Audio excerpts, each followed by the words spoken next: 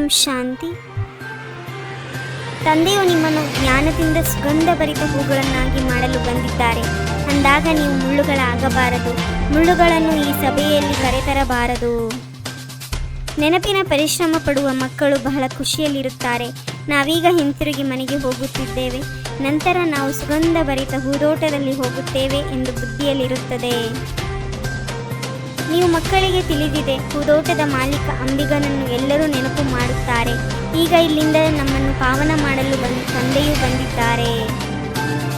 ಮೀರಾಗೆ ಸಾಕ್ಷಾತ್ಕಾರವಾಯಿತು. ಅವಳಿಗೆ ಎಷ್ಟೊಂದು ಮಾನ್ಯತೆ ಇದೆ.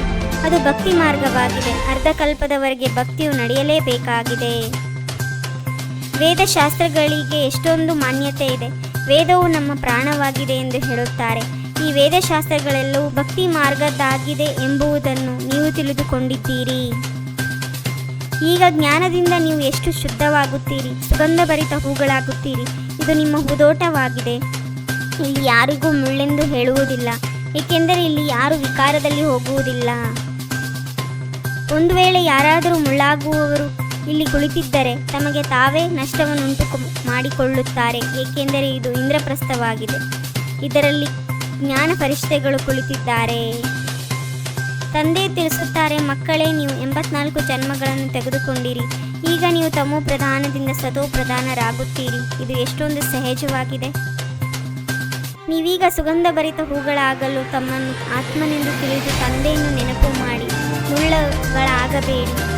ಇಲ್ಲಿ ಎಲ್ಲರೂ ಮಧುರಾತಿ ಮಧುರ ಹೂಗಳಾಗಿದ್ದೀರಿ, ಮುಳ್ಳುಗಳಿಲ್ಲ.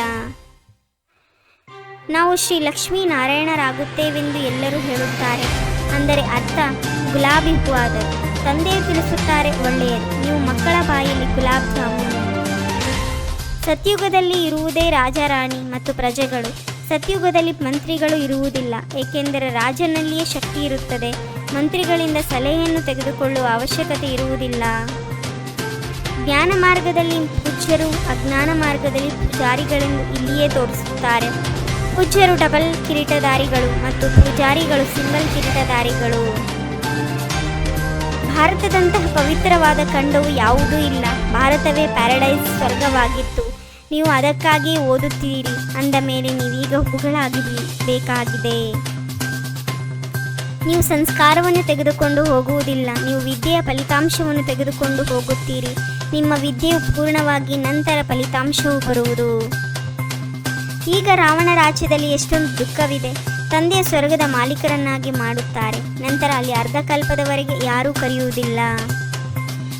ಈ ಅನಾದಿ ನಾಟಕವು ಮಾಡಲ್ಪಟ್ಟಿದೆ. ಈ ರಹಸ್ಯವನ್ನು ತಂದೆಯು ತಿಳಿಸುತ್ತಾರೆ. ವಾಸ್ತವದಲ್ಲಿ ನಿಮ್ಮ ಪಾತ್ರವು ಎಲ್ಲರಿಗಿಂತ ಹೆಚ್ಚಿನದಾಗಿದೆ, ಏಕೆಂದರೆ ನಿಮಗೆ ಬಳುವಳಿಯೂ ಸಿಗಬೇಕು. ತಂದೆಯನ್ನು ನೋಡಿ ಎಷ್ಟು ಕಮಾಲ್ ಮಾಡುತ್ತಾರೆ. ಬಡವರನ್ನು ದೇವತೆ, ಪ್ರಜೆಯನ್ನು ರಾಜರನ್ನಾಗಿ ಮಾಡುತ್ತಾರೆ. ಈಗ ಬೆಹತಿನ ತಂದೆಯಿಂದ ವ್ಯಾಪಾರ ಮಾಡಲು ನೀವು ಬಂದಿದ್ದೀರಿ. ಕೊನೆಗೆ ಅಂತಿಮದಲ್ಲಿ ನೀವು ನಂಬರ್ವಾರ್ ಕರ್ಮಾತೀತ ಸ್ಥಿತಿಯನ್ನು ಹೊಂದುತ್ತೀರಿ. ಇದೆಲ್ಲವೂ ನಾಟಕದಲ್ಲಿ ನಿಗದಿಯಾಗಿದೆ. ಆದರೂ ಸಹ ತಂದೆಯನ್ನು ನೆನಪು ಮಾಡಿ ಎಂದು ಮಕ್ಕಳಿಂದ ಪುರುಷಾರ್ಥ ಮಾಡಿಸಲೇಬೇಕಾಗುತ್ತದೆ. ಅವಶ್ಯವಾಗಿ ಈ ಮಹಾಭಾರತ ಯುದ್ಧವೂ ಇದೆ. ಎಲ್ಲರೂ ಸಮಾಪ್ತಿಯಾಗುತ್ತಾರೆ. ಬಾಕಿ ಭಾರತವಾಸಿಗಳೇ ಉಳಿಯುತ್ತೀರಿ. ನಂತರ ನೀವು ವಿಶ್ವದ ಮೇಲೆ ರಾಜ್ಯ ಮಾಡುತ್ತೀರಿ. ರಾಜ್ಯ ಪದವಿಯನ್ನು ಪಡೆಯುವುದು ಒಳ್ಳೆಯದಾಗಿದೆ. ಇಲ್ಲದಿದ್ದರೆ ದಾಸದಾಸಿಗಳಾಗಬೇಕಾಗುವುದು. ಸೂರ್ಯವಂಶಿ, ಚಂದ್ರವಂಶಿ ರಾಜಧಾನಿಯು ಸ್ಥಾಪನೆಯಾಗುತ್ತಿದೆ. ರೂಪಬಸಂತರಾಗಿ ಅವಿನಾಶಿ ಜ್ಞಾನರತ್ನಗಳ ದಾನ ಮಾಡಿ ಮಹಾದಾನಿಗಳಾಗಬೇಕಾಗಿದೆ. ಯಾವ ವಿದ್ಯೆಯನ್ನು ಓದುವಿರೋ ಅದನ್ನು ಅನ್ಯರಿಗೂ ಓದಿಸಬೇಕಾಗಿದೆ. ಯಾವುದೇ ಮಾತಿನಲ್ಲಿ ತಬ್ಬಿಬ್ಬಾಗಬಾರದು ಅಥವಾ ಭಯಪಡಬಾರದು. ತಮ್ಮ ಸಂಭಾಲನೆ ಮಾಡಬೇಕಾಗಿದೆ. ತಮ್ಮೊಂದಿಗೆ ತಾವು ಕೇಳಿಕೊಳ್ಳಬೇಕು, ನಾನು ಯಾವ ಪ್ರಕಾರದ ಹೂವಾಗಿದ್ದೇನೆ. ದೃಢ ಸಂಕಲ್ಪದ ಮುಖಾಂತರ ಬಲಹೀನತೆ ರೂಪಿ ಕಲಿಯುಗಿ ಪರ್ವತವನ್ನು ಸಮಾಪ್ತಿ ಮಾಡುವಂತಹ ಸಮರ್ಥಿ ಸ್ವರೂಪ ಭವ. ಸಾಧನಗಳು ಸೇವೆಗಾಗಿ ಇವೆ, ಆರಾಮವಾಗಿ ಇರುವುದಕ್ಕಾಗಿ ಅಲ್ಲ.